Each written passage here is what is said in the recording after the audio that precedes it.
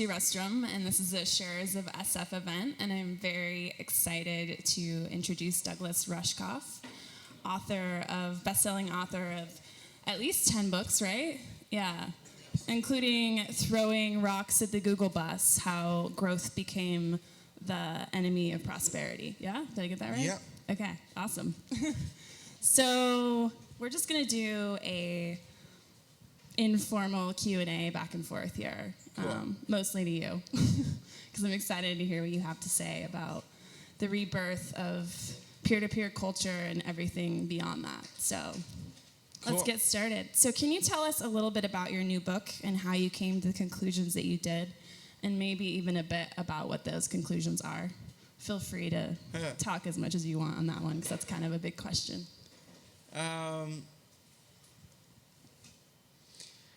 I guess I decided to write this book because the digital economy wasn't working out the way so many of us had hoped it would. It was really this book started in 1993 or 94 at the birth of Wired magazine, and the appropriation of this kind of San Francisco free love sharing based internet by the NASDAQ Stock Exchange as really the poster child for infinite growth. You know, they came out with a book and a cover called The Long Boom, and they said that the problem that people were looking at in the Eisenhower era, which was the problem of a post-industrial economy, the problem of a globe that is now no longer letting us colonize places in Africa and South America and enslave their people and take their resources, that we can perhaps continue growing by developing technologies that will increase the effective surface area of the marketplace, so that if we can't colonize more places, we can colonize time, we can colonize human attention, we can colonize other things and continue growth. And there were some people who were all concerned about that, like Norbert Wiener, about automation, the competition between people and machines, and how would marketplaces actually function. But Wired came and said, this is it, it happened, we have infinite real estate, and maybe the only limit will be human attention, but luckily there's medications for that to get people to... There are. I mean, Ritalin prescriptions went up 4,000% ever since the announcement of the attention economy. Duh. You know, I look at ADD as kind of a resistance to a world where people are trying to capture and monetize your attention all the time, but that's another discussion. So what I ended up seeing repeatedly, really after a few fluke.com or post.com successes, what I saw were a lot of developers with great ideas selling them, not realizing they were selling them, but selling them very early to venture capitalists who would then encourage them to pivot towards more immediately sellable options. So companies, great ideas ended up sacrificed or surrendered to the more immediate need to flip this company. Because most of the investors are not looking at how do I create a sustainable company that's going to have long-term revenue and that's going to build a market of users and vendors and everything else, but rather how am I going to sell this company within 18 to 24 months. And when you want to sell a company, really what you want to do is simply prove that you have a platform monopoly, that you have a monopoly of a particular industry that you could then use to move into another vertical. So you end up looking at your marketplace less as something to nourish, and I don't mean it from a socialist or good person perspective. I mean a market that you will nourish, even the way you nourish a goose in order to eat it. You know, you need it to be healthy and growing and alive in order to capitalize on it. They weren't even doing good business from that perspective, but rather like Amazon with books, they looked at the book industry as low-hanging fruit, as a vulnerable sector. And believe me, I'm an author, I know. The book industry is a non-growth industry. It's an industry that's ultimately incompatible with growth-based capitalism. So for a mind like Bezos, this is the perfect opportunity to take an inefficient industry, use massive amounts of capital to undermine its inefficiencies, and own it. And then use the ownership of that industry not to promote reading in books. And yeah, they have the Kindle, God bless them. Not to promote this industry, the sustainability of that industry. And I'm using sustainability again, not in the good global way, but just that it could have ongoing revenues. They only own the book industry in order to move into another vertical and another vertical and another. So you end up with, whether it's them or the more modern examples of Uber or Airbnb that are just looking. Uber doesn't care about the long-term health of the ride-sharing sector. They want to own the ride-sharing sector quickly enough so they can leverage that and move over into drone delivery or logistics or automatic cars or whatever it is. And in the process of doing that, in order to establish that monopoly as quickly as possible, they will destroy the existing infrastructure. Inefficient though it may be, they'll destroy that infrastructure and destroy, and actually not even create sustainable careers for the people who are working for them.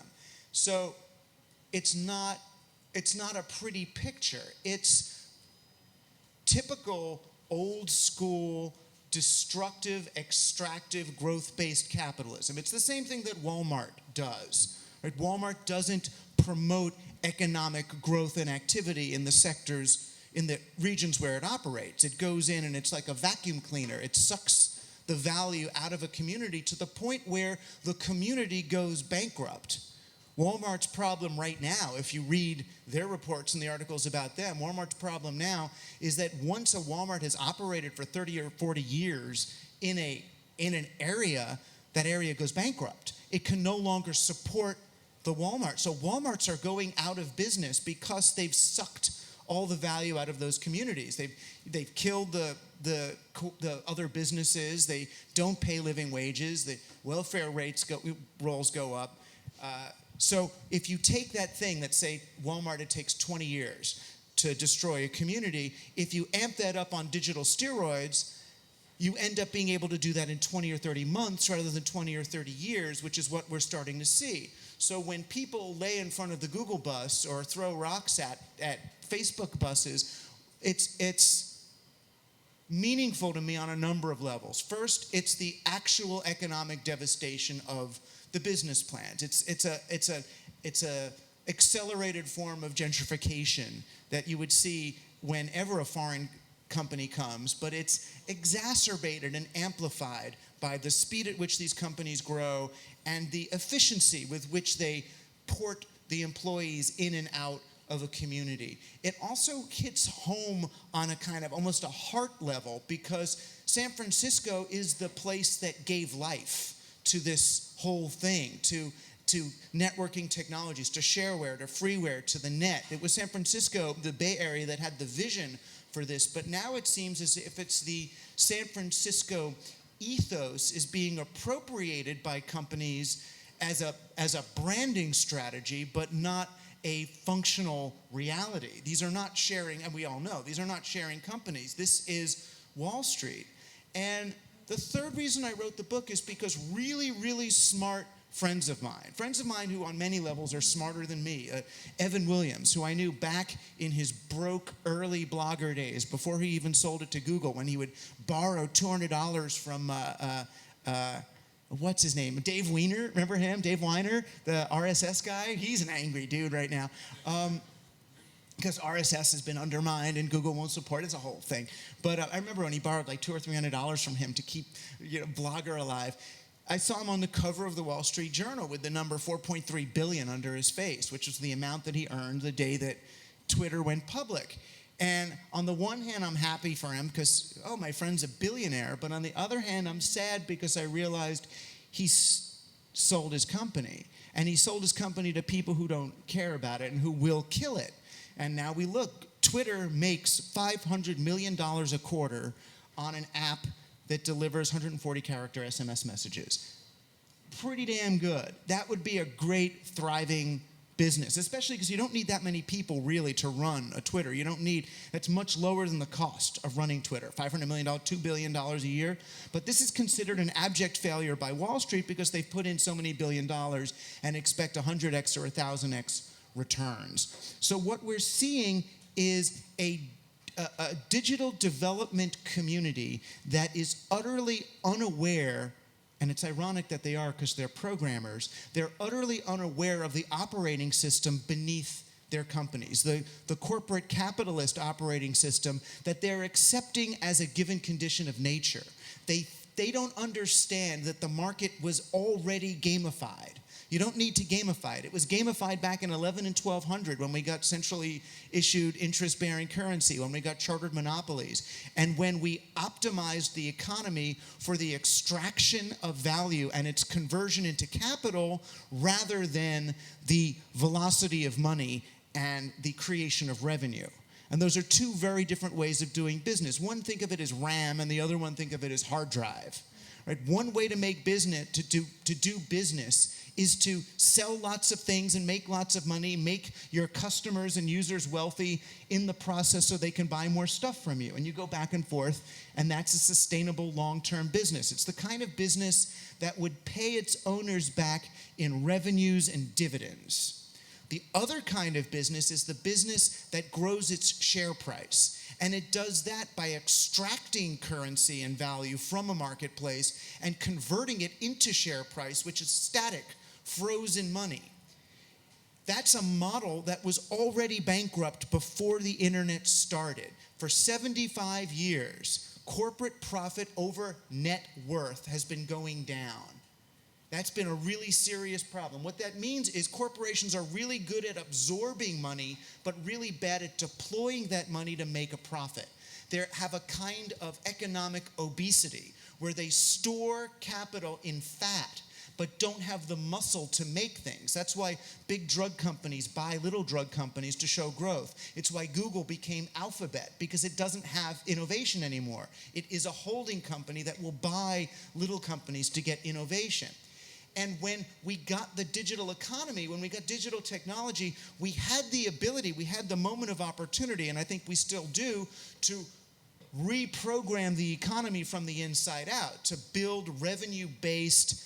And they're not sharing good for the world. I want to almost get out the whole idea of millennial goodness from this. Just think of it as better business, to actually do businesses that are structured more like family businesses, that are built for the long haul, that are revenue creating and economy growing businesses. But instead, we listened to the venture capitalists. We assumed that this IPO race was a condition of nature, and we've configured digital businesses, we've optimized them for extraction rather than velocity, and we've exacerbated the problems in our economy.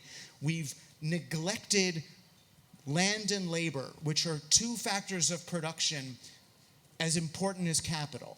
Right? It's land, labor, and capital are the three. We recognize capital, we reward VC, but we've forgotten about land and labor. That's why people are being disenfranchised and the planet's being destroyed.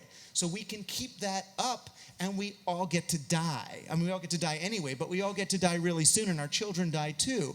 Or we can flip that script, realize that a digital age is about retrieving the values that were repressed in the last great Renaissance, which are values of peer-to-peer exchange, local currency, respect for the earth on which we walk, reclaiming our home field advantage as humans on planet Earth, and restoring or as you said, rebirthing or retrieving the ability to create distributed prosperity rather than monopolistic extraction.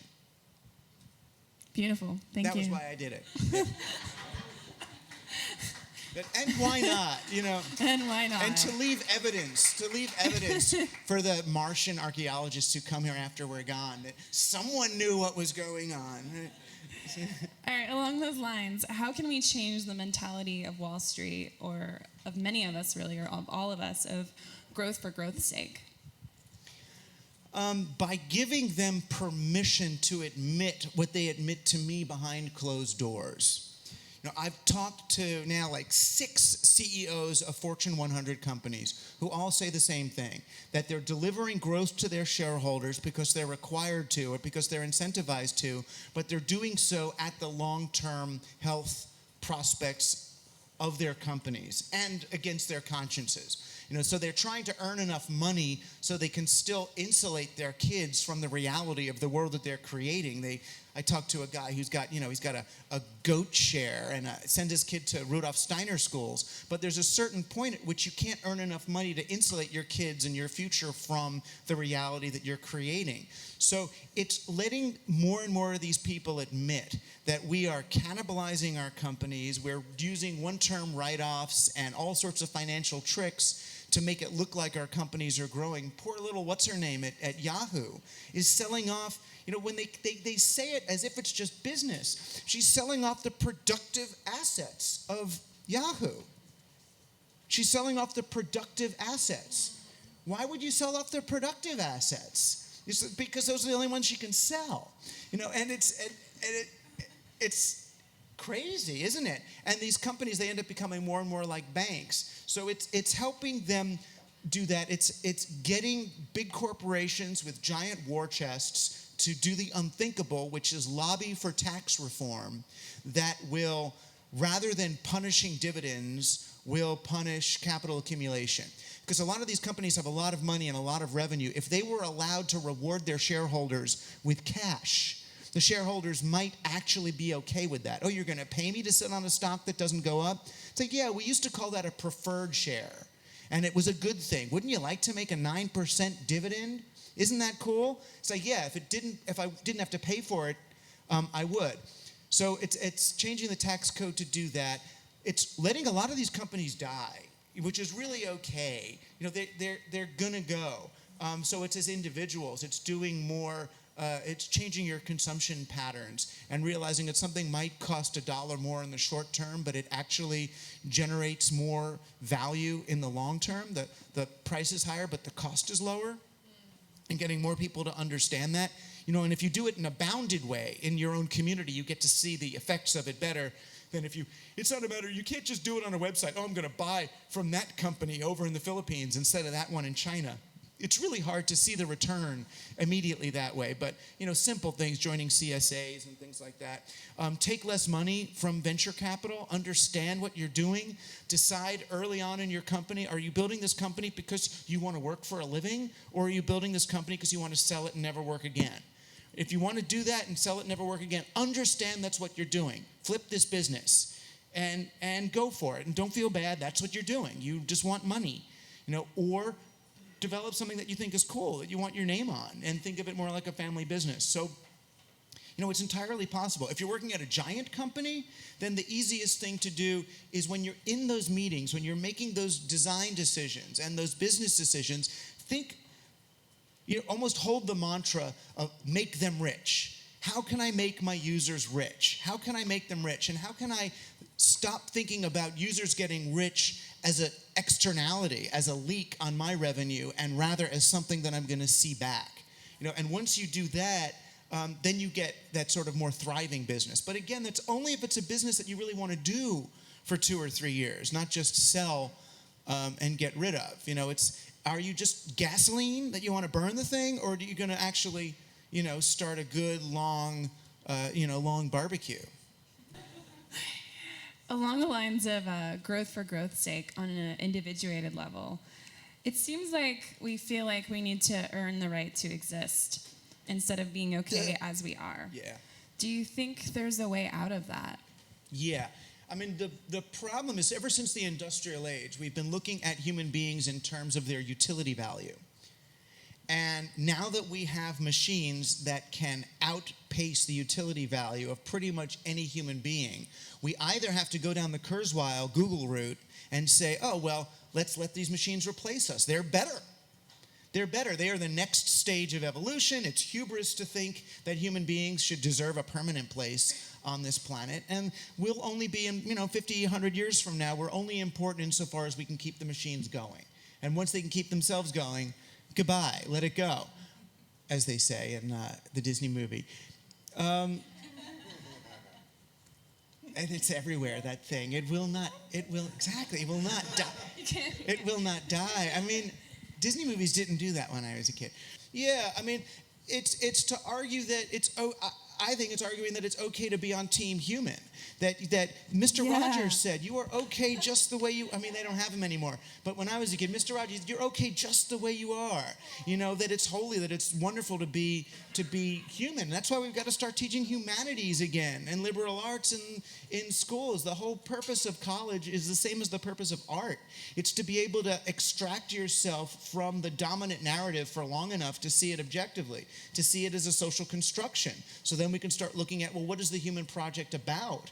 You know, and then it's about much more fun things. So what if we optimized for humanity rather than optimizing for the market? It's a complete reversal. The marketplace, as we've constructed it, is optimized to, this is what it was for in the 11, 12, 1300s, to stop the rise of the middle class, to separate workers from the value they created, have people get paid for their time rather than their value, to automate processes so that skills are no longer necessary so that workers could be paid less, and to allow the monarchs to maintain, a new version of feudalism. If that's the operating system that we are putting into effect with Facebook and Google, then what are we going to get is exactly what we're getting. Whereas instead, if we took charge of that and said, oh, we're in a digital age, digits, fingers, we can reprogram this thing. We finally have access to the dashboard. We can build businesses differently. We can build businesses that are optimized to favor human experience and human leisure and guaranteed minimum income. Who wants a job? I don't want a job. Jobs should be for people that want to make something. We have enough stuff. We have enough houses. We're tearing down houses every day. In California, Bank of America tears down houses because they're in foreclosure. Can't just let someone live in it because he doesn't have a job.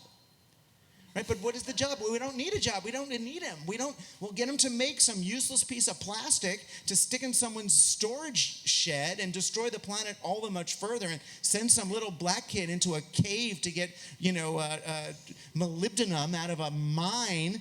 I mean, what are we doing? That's the most ass-backwards thing. We're serving a model. That was written by people to serve their interest, and those folks have long since left the building.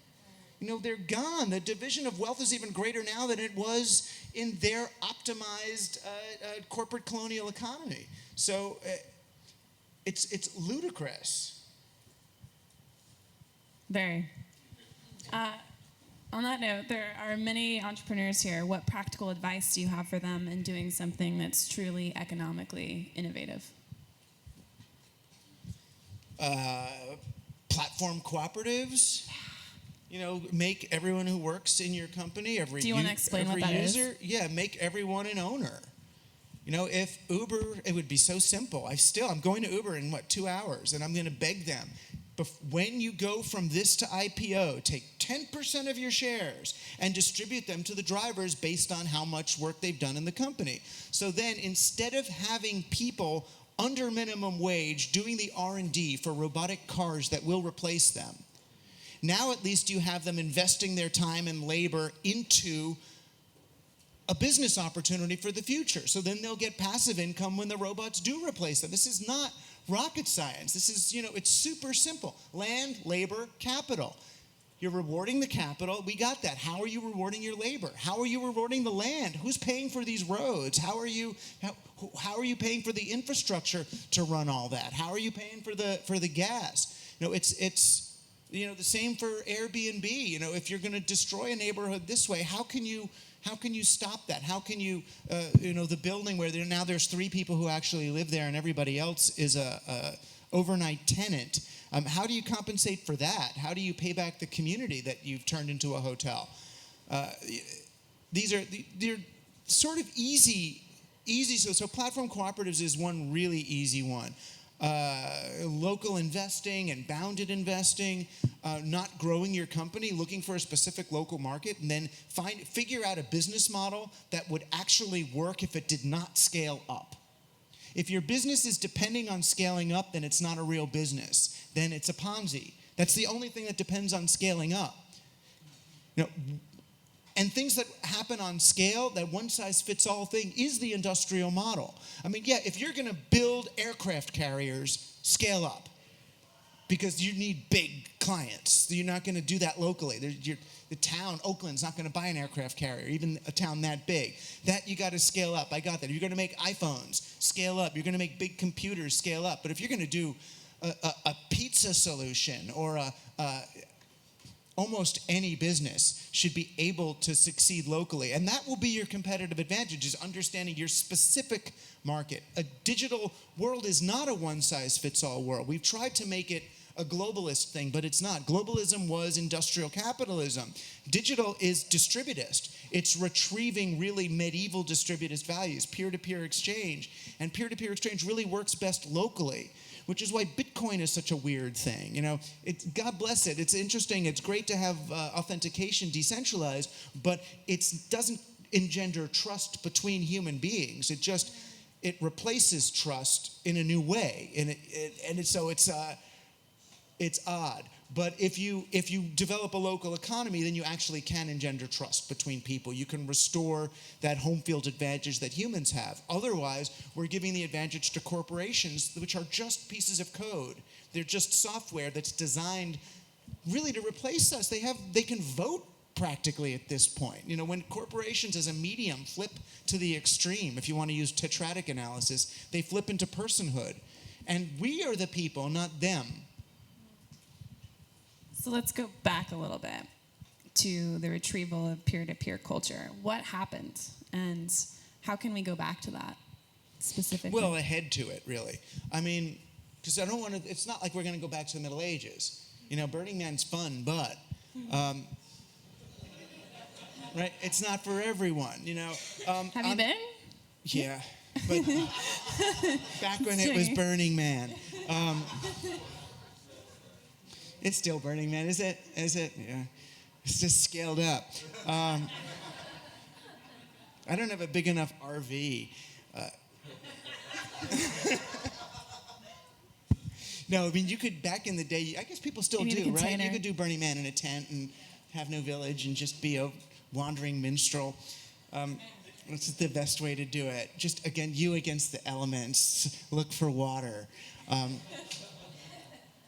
It was a different thing. But what we can do, what happened was right after feudalism, and right after the Crusades, all these people, soldiers, came back with spices and technologies and innovations from all these other places, and really wanted to share the things they had learned and found. Trading routes were opened up. And one of the innovations they got from the Arabs was the bazaar, which we called the marketplace. And that was where everyone could come together and start trading stuff. And they had local currencies and market monies, basically sort of forms of poker chip, really, that were only good, receipts that were only good for that day, that you used really just to trade with people. There were new kinds of money that were optimized just for transaction. You didn't save this stuff and put it in a bank account.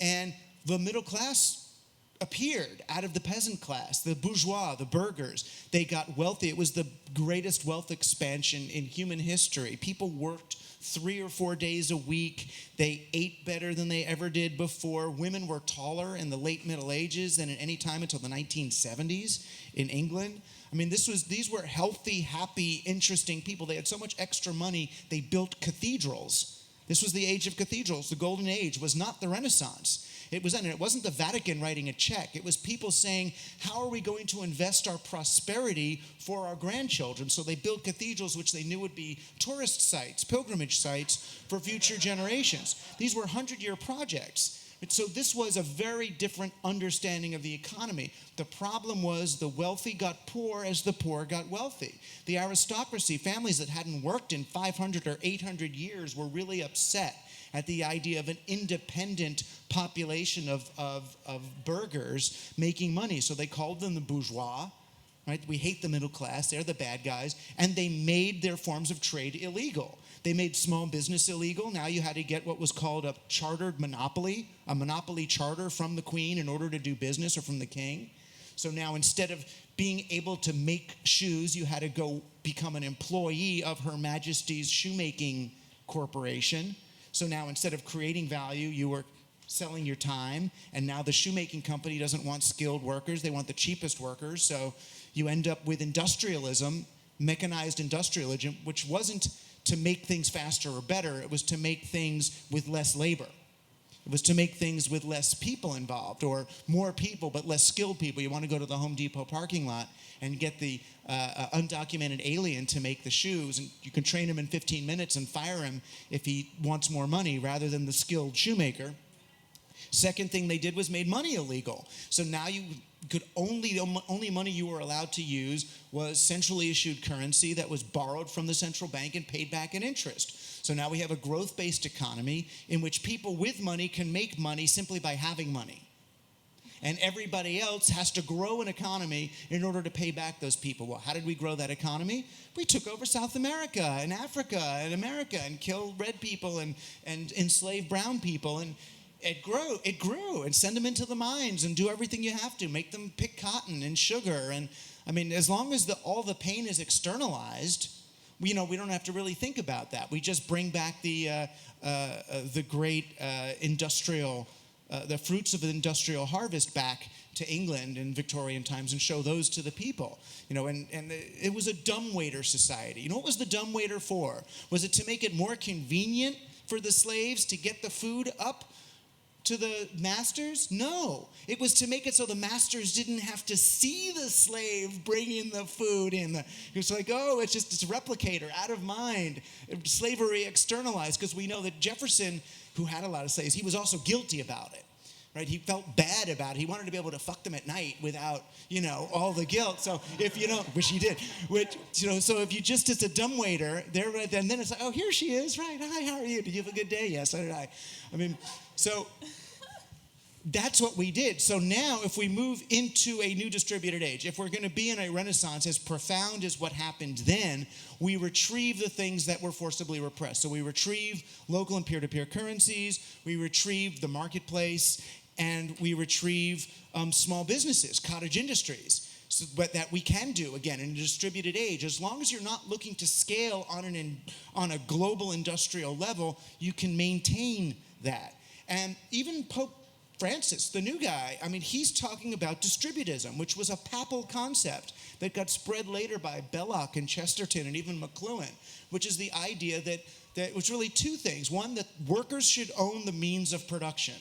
So whether that's an electrician owning his tools or the Uber driver owning a piece of her company, owning the shares of the whole company, you own the means of production. And the second idea they had was called subsidiarism, which means that a company doesn't need to grow or shouldn't grow bigger than it needs to in order to serve its purpose. You don't grow for growth's sake. You grow your pizzeria as big as it needs to be to serve your community, and then let the other guy in the next town open his pizzeria. And if you need to grow to that town in order to be a sustainable pizzeria, then something's wrong with your business model. So you create a business model that works at the scale that you can work, and then you get to stay making pizza, which is what you love doing, rather than managing a pizza chain, which is just some weird, boring industrial age, suit job. It strikes me, though, as you're talking, that this all sounds really great, but a lot of us, I think, have this feeling like if we just do something small, local, it's not enough, and we're not enough by extension. You really are enough. The most well-meaning lefty progressive occupier kids who send me emails, they'll say, I get this one all the time. I want to create the website that aggregates all of the websites, that aggregate the apps that do social good for local communities. It's like, why don't you just do good for a local community? Why do you need to aggregate everyone else who's doing it? It's because they've still got the big vision, the one-size-fits-all giant thing. we're going to find each other from the bottom up. I mean, use the Google example. It's links. It's grassroots do happen from the bottom up, and it creates a connected rhizomatic thing rather than a top-down organizational hierarchy. Not every model is universally applicable. The thing that works in San Francisco is not going to work in Oakland, is not going to work in Mill Valley, and that's good, not bad. A distributed age means thousands of distributed solutions, some of which can be modeled and piecemeal taken and borrowed. And we're not worried about, oh, you stole my idea and you're doing it over there. It's, God bless you, my idea is over there. I'm fine over here with that idea, making enough money to sustain my family and to make my community so cool that I don't need to earn a whole lot of money to guard my family from the community. How do you think we can change enough on the inside to build these models on the external environment? It just seems like the psychology is something that is severely at play here. Because you're going to fail if you try to do it the other way. So One out of 10,000 businesses actually succeed at this home run, unicorn, bullshit, extractive, horrible thing anyway. Yeah. So what do you, it's like, you go into Vegas, you're going to put all your money on number 24 at the roulette wheel. Why not increase the probability of business success? It's also changing your heights, your sights really, or the height of your sights. Do you have to be a billionaire? Do you have to? What about being a millionaire? It's kind of cool. A millionaire, I mean, why don't you, if you think of business models that make you a millionaire instead of a billionaire as the success metric, your probability goes way up. It's like betting on red instead of on 24, or red and odd, or not betting at all, because you're going to develop your business slowly rather than quickly. When you develop your business slowly, then your users can be in the feedback cycle of your product development, which is what everyone always says. You can't do that thing where you take all the money and then you disappear for 24 months as you make your thing, and then you come back out to the market and there's not a, product market match? Fit? A fit? You didn't get your fit? You get your fit. If you develop in concert with your market as you go, slowly feeding in your feedback as you go, you end up with natural product market fit because you're building a product that your users need. It's just so much easier, so much more high probability. And there are investors who are starting to get that. Investors who would rather pay less and not shoot the moon and do all, there are. Can you introduce us? Well, I'll invest. Awesome. I got maybe 100,000 total that I could spread out to 1,000 businesses. Something like that. No, I mean, it's hopefully the Jobs Act and peer-to-peer will allow that to happen. And what we need to do is train the public to understand you don't want to make the long shot bets. It's not a matter of joining Jason Calacanis's fund. That is still inappropriate for the unqualified investor. Unqualified just means not rich enough to lose all your money, right? If you're unqualified, like most of us, then what you want to do is bet on high probability businesses that not only does your bet have a chance of recouping money, but your bet improves the world that you live in. When you invest in the expansion of the local pizzeria, you've made your main street better. When you make your main street better, you've increased your property value, you've increased the tax base, you've made your schools better. And that's so much easier to see. It's do what the steelworkers do, which is like triple dipping. The steelworkers take their retirement fund, and instead of investing it in the S&P index, they invest it in projects that hire steelworkers. Duh. Right? So they're investing the money and they're going to get return, but they're also getting jobs out of it. So they earn back the money they just